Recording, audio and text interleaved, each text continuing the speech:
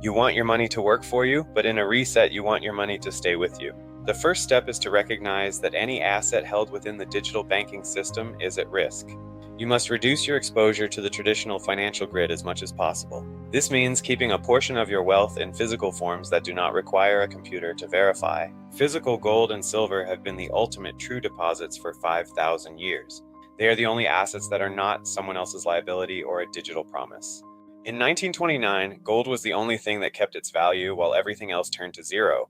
In 2026, gold will serve as a bridge between the old dollar system and the new reality. You should also look at your debt situation at a very critical and urgent time. Any debt with a variable interest rate is a ticking time bomb in your personal life. As the system breaks, the cost of borrowing will skyrocket to levels we have never seen.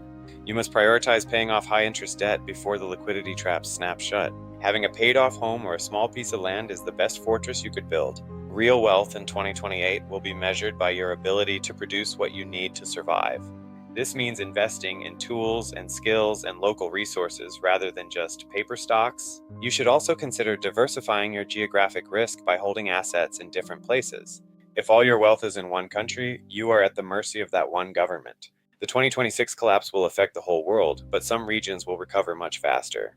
Those with high levels of natural resources and low levels of debt will be the winners. You must position yourself to benefit from the rise of the tangible world economy. This means looking at commodities and energy and agriculture as the new growth sectors. The era of making easy money from the rise of the stock market index is officially over. Now you must be an active and cautious manager of your own financial destiny. You should also maintain a supply of physical cash for the initial days of the bank freeze. Even if the currency has decent value, it will still be needed for small local trades, but do not keep more cash than you need for basic survival over a few months. Most of your surplus should be moved into hard assets that have intrinsic utility. You must also build a network of people who have different skills and resources. Community is the ultimate hedge against a total breakdown of the social contract. We are moving into a period where who you know is as important as what you own. The 2026 to 2028 collapse is a storm that no one can stop, but you can build a boat. The people who will thrive are those who took action while the sun was still shining. They did not wait for the news to tell them that the crash had finally arrived. They saw the patterns in the math, and they made the necessary moves in advance. This is your chance to be one of those people and to secure your family legacy. The reset is a reset of the rules, and you must learn the new rules very quickly. Hard assets and local community debt-free living are the keys to the future. These are the pillars of the survival blueprint of the next 3 years of chaos. The year 2028 will mark the final transition into a new world order that looks nothing like the one we left behind. By the time we reach the end of this 3-year reset, the old global financial map will be completely redrawn.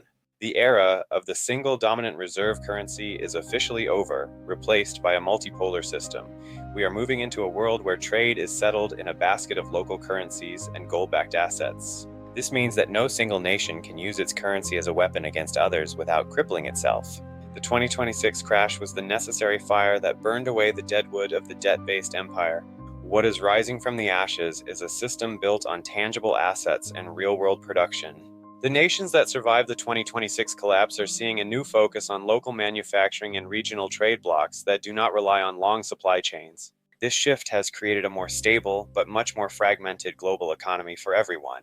The cost of living has settled at a new and higher baseline because the days of cheap credit are gone.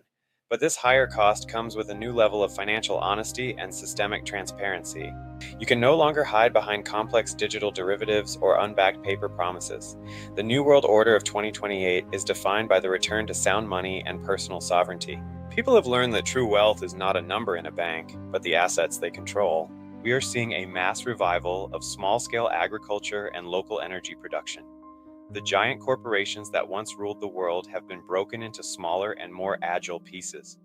This is the decentralization of power that was promised by technology, but delivered by the crash. If you have followed the survival blueprint, you are now standing on a firm and solid foundation. You have navigated the most dangerous period of the 21st century and come out stronger. The lessons of 1929 and 2008 have finally been integrated into our collective financial DNA. We know now that debt is a tool that must be used with extreme caution and never as a foundation. The 2028 landscape is a world where value is earned through productive work. It is a more difficult world, but it is also a more authentic and sustainable one.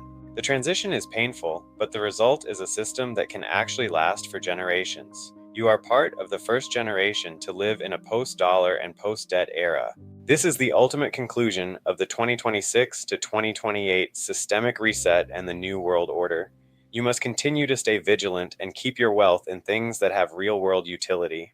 The game of financial miscalculation is over, and the new era of tangible reality has begun. We have reached the final destination of this journey. The future is now in your hands.